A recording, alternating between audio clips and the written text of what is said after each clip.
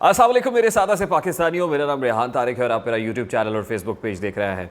साबित हो गया कि इस वक्त मुल्क का सबसे बड़ा प्रॉब्लम मुल्क में आए हुए सैलाब नहीं है, फ्लड इफेक्टीज नहीं है, मुल्क की मईशत भी बहुत बड़ा प्रॉब्लम नहीं है, बल्कि मुल्क का सबसे बड़ा प्रॉब्लम इस वक्त आर्मी चीफ की यानी पाक फौज के सिपा सालार की अपॉइंटमेंट है। ये मैं नहीं कह रहा बल्कि साबिक वज़ीर आज़म और पाकिस्तान तहरीक इंसाफ के चेयरमैन इमरान खान साहब कह रहे हैं, जिन्होंने कमाल महारत और बड़ी खूबसूरती से एग्जिस्टिंग आर्मी चीफ यानी जनरल कमर जावेद बाजवा और नए आने वाले आर्मी चीफ की तैनाती को मुतनाज़ बना दिया है अपने बयानात के ज़रिए से। फैसलाबाद जलसे के अंदर इमरान खान साहब ने जो कुछ कहा, सवात में उसकी मज़ीद क्लैरिफिकेशंस दी हैं और उनका ये कहना है कि कंस्ट्रक्टिव क्रिटिसिज्म बिल्कुल गलत बात नहीं है, बिल्कुल ठीक है, तामीरी तनकीद होनी चाहिए, लेकिन जो बात वो कर रहे हैं, कल तक वो ये समझते थे कि पाक फ़ौज से बड़ा इदारा कोई नहीं है और पाक फ़ौज अगर मुल्क में वाहिद इदारा है तो अपने मेरिट की बुनियाद पर है। आज वो पाक फ़ौज के मेरिट के ऊपर सवालात उठा रहे हैं। गुज़श्ता रोज़ उन्होंने पेशावर जलसे से खिताब किया और पेशावर जलसे से खिताब करते हुए कहा कि आर्मी चीफ की अपॉइंटमेंट प्योरली मेरिट बेसिस पर होनी चाहिए और ये नहीं हो सकता कि शहबाज शरीफ और आसिफ अली जरदारी मिलकर आर्मी चीफ को अपॉइंट करें। वो क्या कह रहे थे, ज़रा क्विकली आपके सामने रखते हैं कि फौज का जो आर्मी चीफ होता है उसको मेरिट पे सिलेक्शन होनी चाहिए। और मैंने साथ ये कहा था कि नवाज शरीफ और आसिफ जरदारी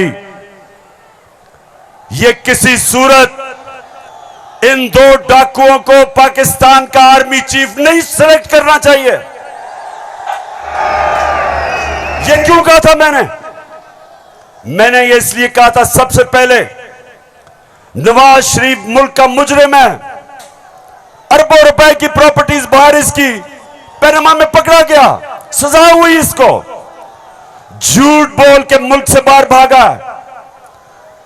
मफरूर है। मुझे यह बताएं पेशावर, जरा मुझे यह बताएं कि क्या एक चोर को, एक मफरूर को, एक भगौड़े को जो मुल्क से बाहर पैसा ले जाता है, क्या उसको पाकिस्तान का आर्मी चीफ सिलेक्ट करना चाहिए? जरा मुझे बताएं।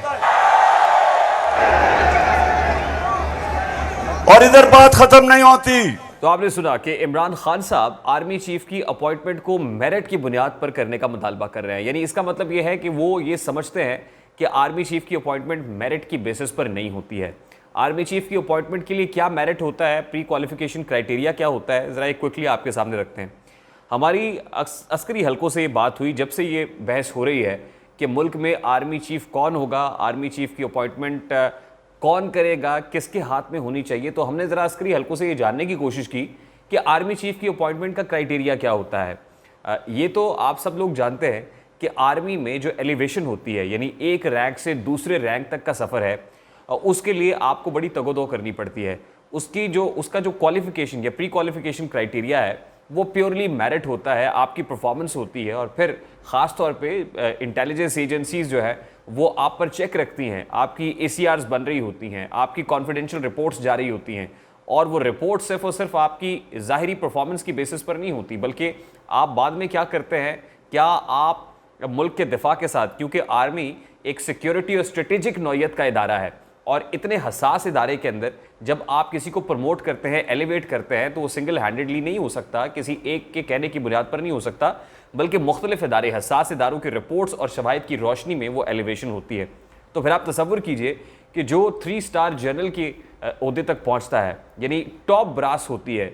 जो कोर कमांडर के ओहदे पर पहुँचता है, जो सीनियर मोस्ट, जो टॉप ब्रास होती है आर्मी की, उसमें मेरिट को क्वेश्चन किया जा सकता है। क्या जो एक पाकिस्तान मिलिट्री एकेडमी काकूल से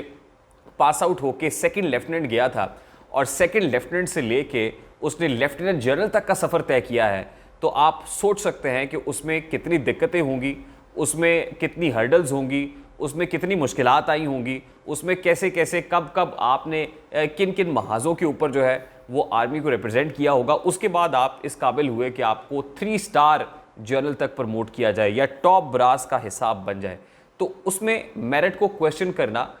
ये एक बड़ी भोंडी सी बात लगती है। लेकिन सवाल ये होता है कि आर्मी चीफ की तैनाती मुल्क में होती कैसे रही है। तो सादा सी बात है कि आर्मी चीफ को वज़ीर आज़म पाकिस्तान सेलेक्ट करते हैं, ज़ाहिर है वो उनका इस्तेहकाक है, एक तरीक़ाकार तय है कि पाक फ़ौज की जानिब से 4 या 5 नाम भेजे जाते हैं और उन 4-5 नामों में से आर्मी चीफ कौन होगा ये prime minister of the country करता है। और prime minister of the country के पास भी जो इंटेलिजेंस एजेंसीज हैं उनकी रिपोर्ट होती है, और DGISI या जो इंटर सर्विसेज इंटेलिजेंस सर्विसेज है हमारी, जो मुल्क की एक प्राइम इंटेलिजेंस सर्विस है, वो prime minister of the country यानी प्रीमियर ऑफ द कंट्री को रिपोर्ट कर रही होती है। तो ऐसा नहीं होता कि प्राइम मिनिस्टर के पास कोई रिपोर्ट नहीं होती। अब हमने सवाल ये किया कि वाई 5 वाई 4 ये 4-5 लोगों के नाम आप प्राइम मिनिस्टर को क्यों भेजते हैं और फिर उसके बाद प्राइम मिनिस्टर की जवाबदीद पर क्यों छोड़ दिया जाता है? क्योंकि इंस्टीट्यूशनलाइज करने की बातें तो होती रही हैं कि जो सीनियर मोस्ट है, जैसे कोर्ट के अंदर होता है, टॉप जुडिशरी के अंदर कि जो सीनियर मोस्ट जज होता है वो अगला चीफ जस्टिस ऑफ पाकिस्तान होता है। यानी हम ये बता सकते हैं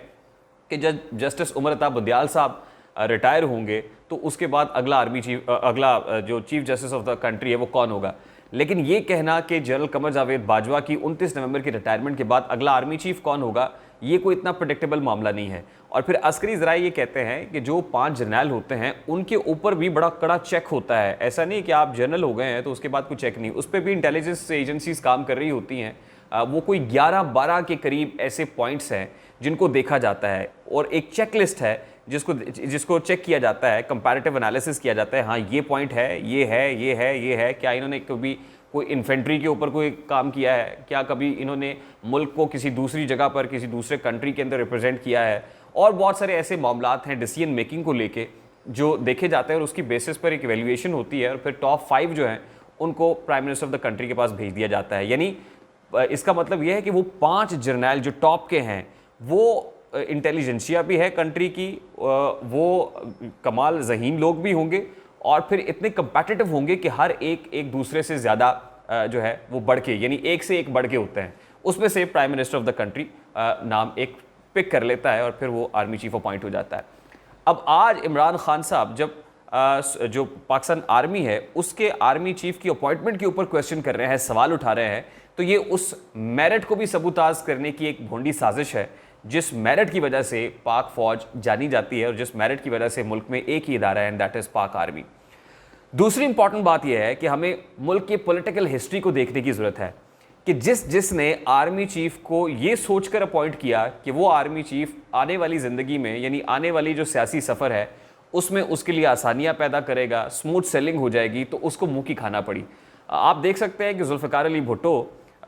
जो जनरल अयूब को वैसे तो डैडी कहते थे, उसके बाद वो ज़ियाउल हक साहब को लेकर आए, और ज़ियाउल हक साहब ने उसके बाद भुट्टो साहब के लिए क्या रास्ता दिया, भुट्टो साहब को तख्ता-ए-दार दिया गया। ये